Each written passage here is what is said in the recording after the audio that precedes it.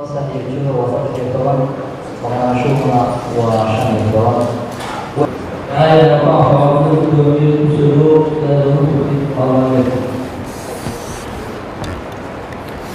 بسم الله الحمد لله رب العالمين والعاقبة للمتقين ولا عدوان إلا على الظالمين وأشهد أن لا إله إلا الله وحده لا شريك له وأشهد أن محمدا عبده ورسوله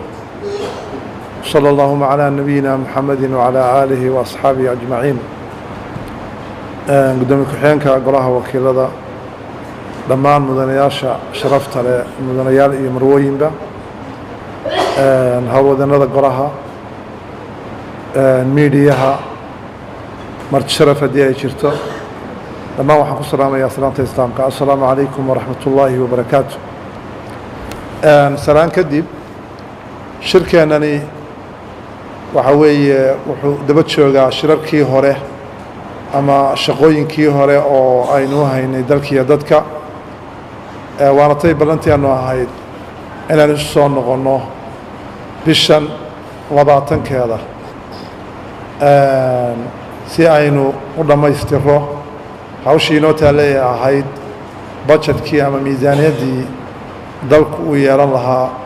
oo aynu xukuumadda hore u siinay 3 bilood oo ku celisa oo tii hore ay ku sii dhaqmaan maadaama aanay jirin miisaaniyad diyaari oo 2019 marka fadhigani waa kii insha allahu 20kii baa idinuu furmo laakiin duruufo jira iyadoo aan golaha xukuumadda marin oo la marinayay waqtigaas maalinkii khamiista ah iyo jimco inaga soo galay maanta ayaynu insha allah hawsha bilaabaynaa haddii la yiraahdo waana inoo joogtaa wasaaraddii oo cabaaradan way fadhiyeen marka iyaga ayaynu insha allah u yeeri doonaa oo soo geli doona kabacdina waxaynu halkaa insha allah iyaga waxay soo gudbin doonaan miisaaniyaddii dalka waynu dhegaysan doonaa haddii la yiraahdo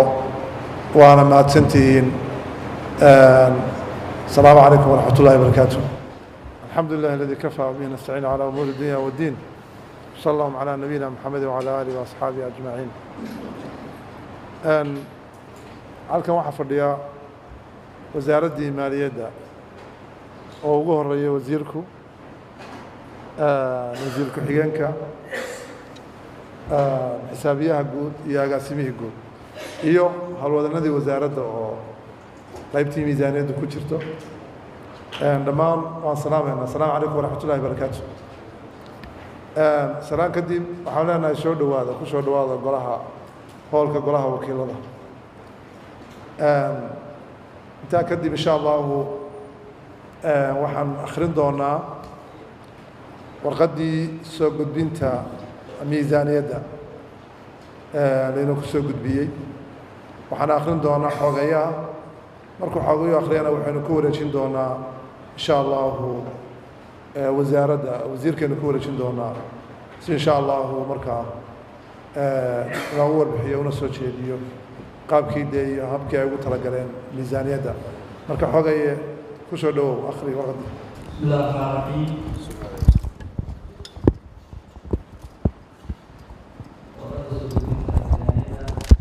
madaxweynaha dowladda Puntland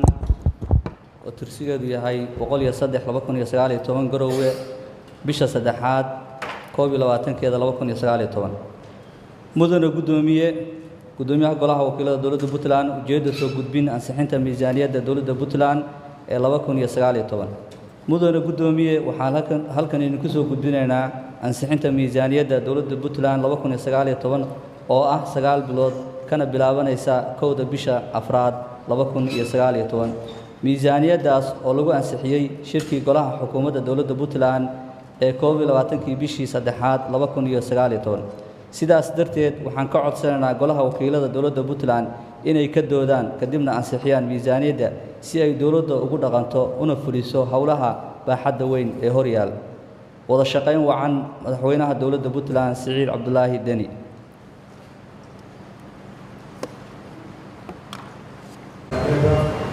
أقول شيء أنا وزارة إن شاء الله وزير كسره إن شاء الله gudoomiyaha baarlamaanka gudoomiye ku-xigeenka baarlamaanka golaha baarlamaanka sharafta leh dhammaantiin waxaan ku salaamayaa salaanta islaamka assalaamu calaykum waraxmatullaahi wabarakaatu howlwadeennada iyo meediyaha labadaba waa ilaaway waa mahadsantihiin ku guddoomiyaha golaha wakiilada ujeedda soo gudbin miisaaniyadda dowladda Puntland ee Abriil ilaa December 2019 mudane guddoomiye mudanayaal iyo marwooyin waxaa sharaf weyn noo ah inaan idiin soo gudbinno maanta oo ay taariikhdu tahay 23 Maarso 2019 miisaaniyadda dowladda Puntland ee Abriil ilaa December 2019 miisaaniyaddii sanadkii 2018 waxaa ku yimid isdhin baaxad weyn oo gaaraya 22.5 boqolkiiba taasoo u dhiganta bishii $1,306,526 halka sanadkii ay tahay $15,678,312 waa isdhinka iyadoo ay jirto duruufahaas kor ku xusan waxaa laga fursan waayey in miisaaniyadda aan lagu darin wax koror ah laguna dadaalo in la gaaro ku talagalkii miisaaniyaddii oo ahayd 6 milyan iyo 50 bishii iyadoo la dardargelinayo dhammaan kor u qaadista dakhliga iyo beeqaaminta kharashka arrintaas oo aad culayskeeda garan kartaan waxaa kaloo jira koror shaqaale iyo ciidamo gaaraya bishii 186,698 halka sanadkii ay ka tahay 2,240,376 dhacayna muddadii u dhaxaysay labadii miisaaniyadood ee 2018 ilaa 2019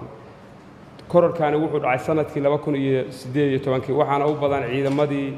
la soo ururiyey oo December 20keedii 1,100 oo askari la qarameeyey miisaaniyaddan waxay ka kooban tahay dakhliga gudaha oo dhan 6 milyan iyo 50 bishii waxaa kaloo ku lifaaqan dakhliga laga filayo beesha caalamka gaar ahaan bangiga adduunka World Bank dowladaha hoose iyo kuwa qaramada midoobay United Nations kuwaasoo aan filayno inay si toos ah ugu soo xirmaan systemka lacag bixinta ee loo yaqaano Puntland Financial Management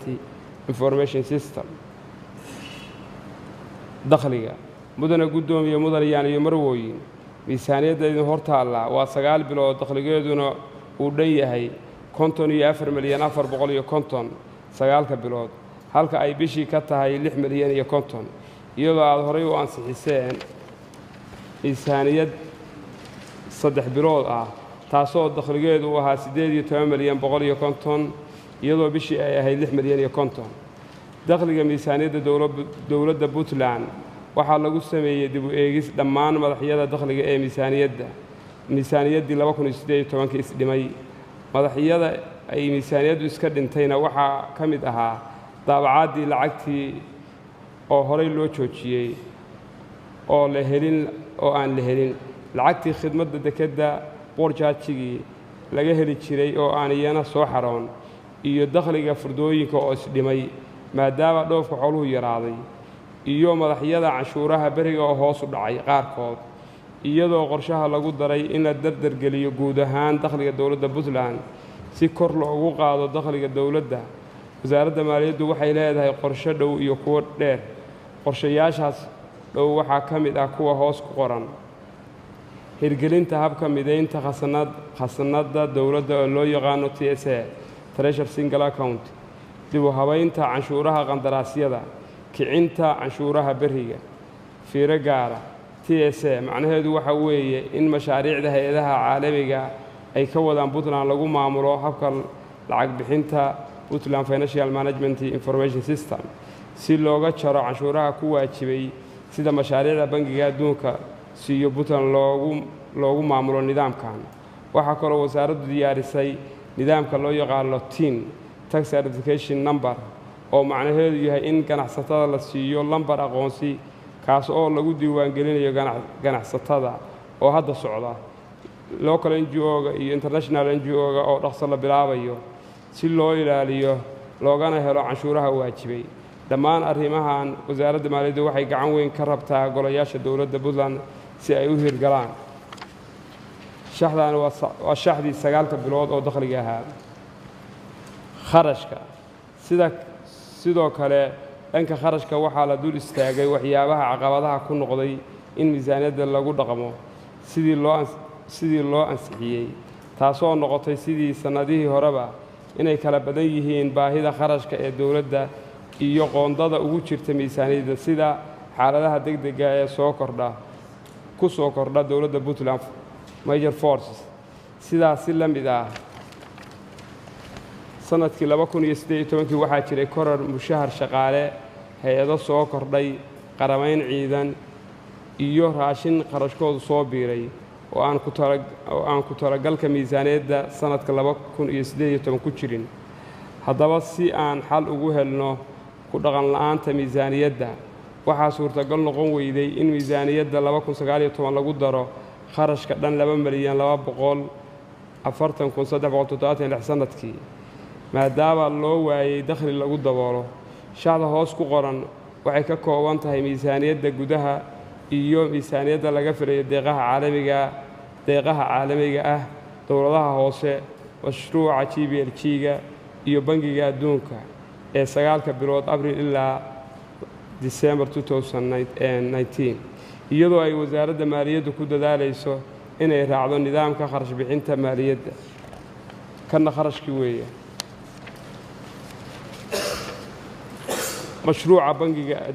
mashruuca bangiga adduunka mudana gudoomiye mudana yaaliyo marwooye bangiga adduunku wuxuu nala wadaagaa 4 mashruuc oo lacagtoodu dhan tahay 9 bilood 13,763,385 lacagtaas oo ku baxaysa mushaharooyinka shaqaalaha dowladda qaybtood mashaariicda horumarineed dib u eegista shuruucda iyo xeerarka dowladda Puntland kor u qaadista tayada shaqaalaha agabka xafiisyada iyo kobcinta dakhliga dowladda Puntland faahfaahinteedana lacagtani waa sida hoos ku qoran mashruuc walba lacagtii ku qornayd baa halkaas ku qoran gabagabo mudana gudoomiye mudana yaaliyo marwooye wasaaradda maaliyadda waxaa ka go'an kor u qaadista dakhliga dowladda tashiilidda kharashka iyo ku dhaqanka miisaaniyadda sidaa daraaddeed maadaama aysan jirin kharash la dhimi karo ilo dakhli oo cusub oo haddana soo geli kara iyo ka miisaaniyadu aan jirin sidaa horey u soo sheegnay waxaa laga maarmi waayey inaan waxba laga bedelin miisaaniyaddii hore ee 2018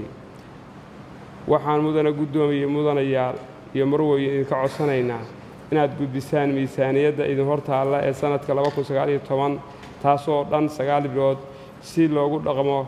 1 Abriil 2019 haddii Rabbi idmo وبالله التوفيق والسلام عليكم ورحمة الله وبركاته